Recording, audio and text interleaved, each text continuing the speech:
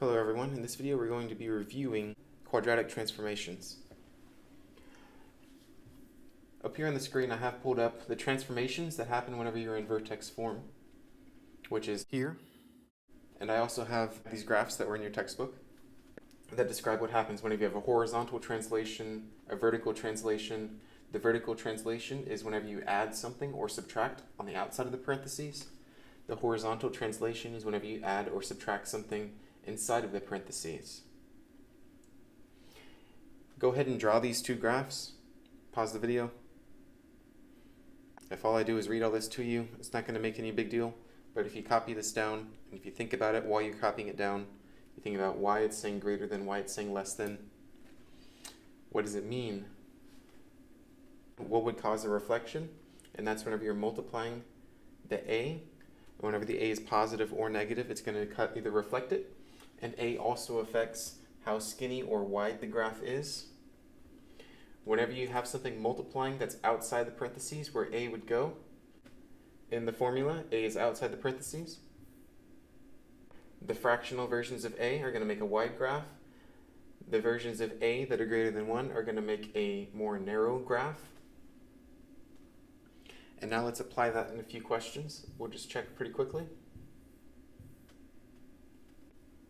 We're going to look through 1 through 6. I want you to copy down the question, leave a decent amount of space, maybe like a few inches of space, so that you could describe what the change is going to be. So write down the equation first in your notes, then say what the change is going to be.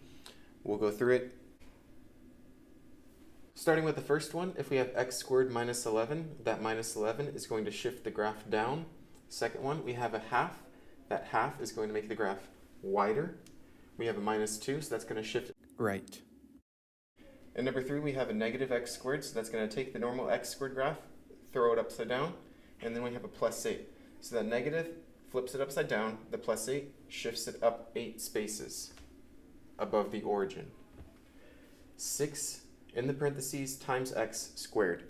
That's actually one that we didn't talk about, but we can convert this into something that's normal, like these other ones. So whenever you have the 6 inside the parentheses, that's with x, that's 6x times 6x. Means 6x times 6x, because the squared means we expand it. And that's going to be equal to 36x squared. So if the 6 is inside the parentheses, it's not just doing a 6 times skinnier. Because it's inside the parentheses and we're squaring it, the y's are going to be multiplied by a factor of 36. So this graph is going to be extremely stretched upwards compared to the normal quadratic. Whenever we have a negative 4 outside, that's going to flip it and make it skinnier. The plus 3 means we're going to shift it to the left 3 spaces. Negative means flip, down 2, flip, move it down 2.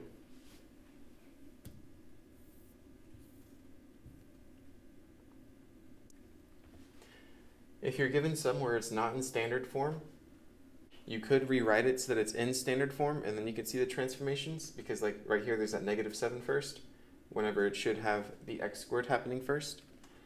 So you could rewrite this to where the negative x squared is first, or you could just interpret it one little piece at a time. A negative 7, that has no x's on it, so it's just going to shift the graph down. This negative x is going to, after it's shifted down, it's going to flip. And you could check all of these in your calculator. 0.25 is the same thing as 1/4, so this one is going to be wider, and it's going to be shifted down by 1.1. The last and most important part of this review that I wanted to do with you is review for word problems. We've been doing a lot of theoretical math, which just means straight math, without doing too many word problems in this class. And I don't like that. I don't like when I teach you math, but you don't know it in context of real life. So let's do a few word problems together. A squirrel 12 feet above the ground drops an acorn from a tree. So it started 12 feet above, so that's already a plus 12, and it drops an acorn. You're going to see this number in equations extremely often whenever you're dropping something. This negative 16 actually comes from the acceleration from gravity whenever you're measuring in feet. Once you're in physics class as a junior, you're going to be using negative 9.8 a lot, but whenever we're in just regular math class, we'll measure gravity in feet per second squared, and we use the number negative 16 for gravity. In this question, it's dropping an acorn, but whenever you drop it, if all you did was let go of it, the only thing that makes that marker, or that acorn, the only thing that makes that object fall to the ground, there's nothing touching it, the only thing affecting it is gravity. So that's why it's such a simple equation. The equation is going to be gravity times time squared plus however high the object started. Graph the function and compare it to its parent graph. This should be super easy. The parent is the normal quadratic. If we have a plus 12, then this one's going to be shifted up, and we have a negative 16, so it is going to be quite a bit skinnier. This is just a really quick sketch. And now we're going to compare it. If we compare these two things, we could say that the squirrel's function was shifted up 12 and multiplied by a factor of negative 16, which makes y 16 times larger and also reflects it over the x-axis. That's it. A rock falls from a 300-foot cliff. Okay, like I just said, anytime something falls, it's going to be using gravity, which is that negative 16 times time squared. At the same time, another rock falls. Okay, so we got a rock falling from 300, a rock falling from 700. So they're both going to drop. The only thing affecting them is gravity. Write the functions that model the height after t seconds. Okay, so like I just said, we're going to be using the same equation because it's just falling, and if you're only falling, the only thing you need to worry about are how high you started and then writing the negative 16 for gravity whenever we're measuring in feet. Let's go back to the last page so that way you can see what the equation would be. Negative 16 times time squared is equal to h, and then this is our starting height.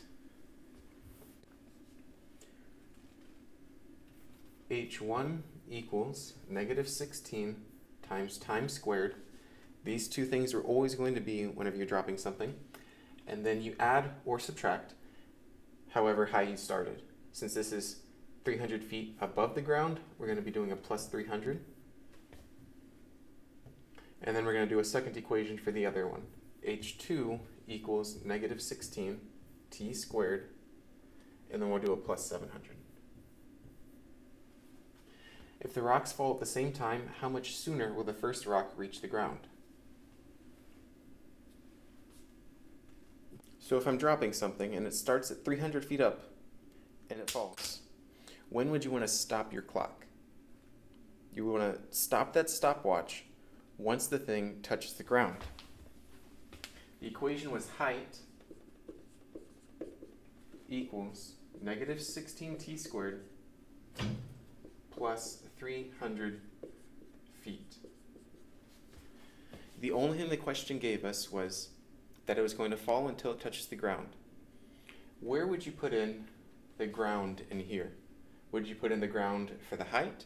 Would you put in the ground for the time? Or the ground for the plus 300 feet, which is the actual starting position? If we're talking about the ground and it's 300 feet up, the ground is not the starting position, so we're not going to touch this. The ground is going to be right here. And to make that even more clear, let me label this instead of just height. This is going to be height after t seconds. So this is the height as a function of time. And we knew it was going to be a function of time because we got time right here. So the height when it's on the ground is 0 equals negative 16t squared plus 300. If I want to solve this for time, I need to move everything that's not time to the other side of the equation. So let's subtract the 300. And then we'll divide by the negative 16 because we want time by itself. Since both of these are negative, you can treat it as if they were both positive. 300 divided by 16 is 18.75. equal to the time squared. But we don't want time squared, we just want time. If we want something that was squared to stop being squared, how do you cancel out a square? What would be the opposite of squaring it? Square rooting. We learned about square roots about 2 months ago, and square roots are the opposite of exponents, the opposite of powers. So if we square root both sides, we just ought to do square root of 18.75. And we get 4.3 seconds. So that's how long it would take for the object to fall from 300 feet to the ground. What would happen if we change this 300 to the 700? You think it would take more time or less time? If you have no idea, then just do these same exact steps, but instead of having a 300,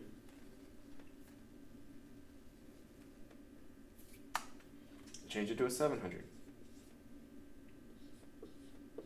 We would still subtract it. We would still divide by the negative 16.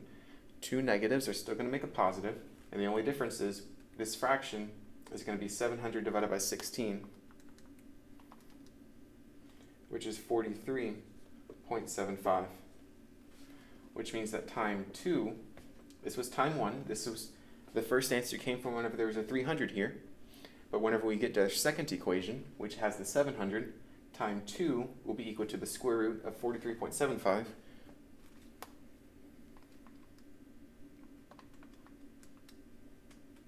which is 6.61 seconds. Now let's look back at the question. How much sooner will the first rock reach the ground? These two times are the time that it was spent in the air. Since this one is shorter, this one would reach the ground first. So how much sooner is this than this? 4.3, 6.61. We could just subtract 4.3, and we get that the difference between the two times is 2.31 seconds sooner.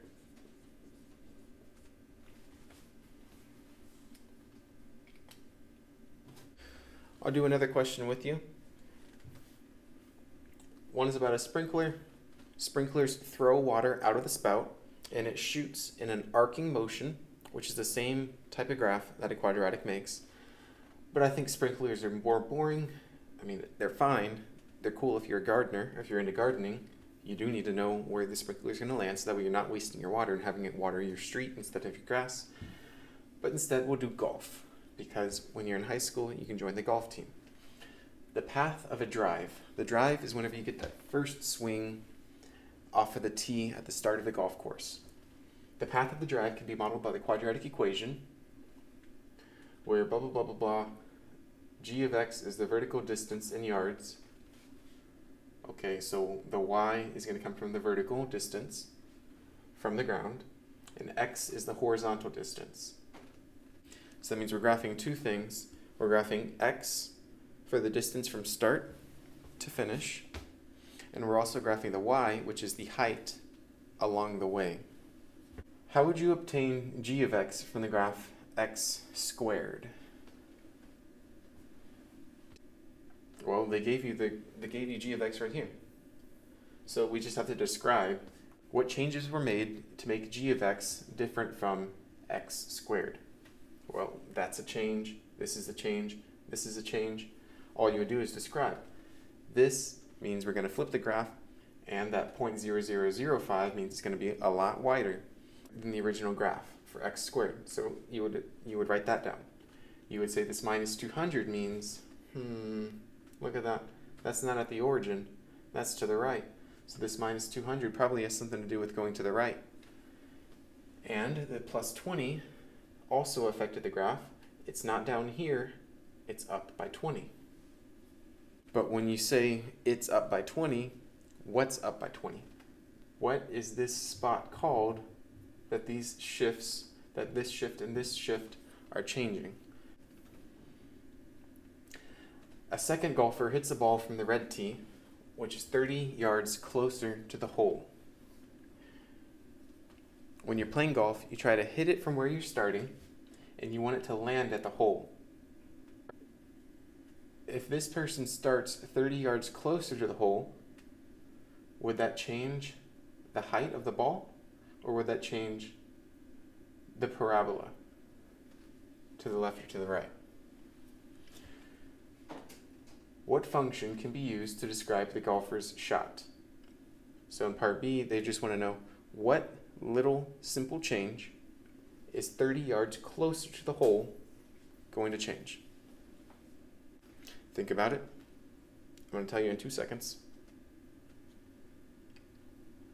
It's going to shift it to the right, another 30. Which means that the second graph, which means that if we added the second graph to the same thing as this first one, it would be the exact same parabola, same shape. It would just be shifted a bit over, and we would have a minus 230 here.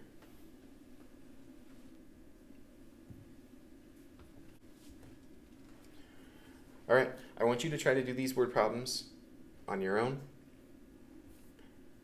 And then after you do those word problems, watch the next video.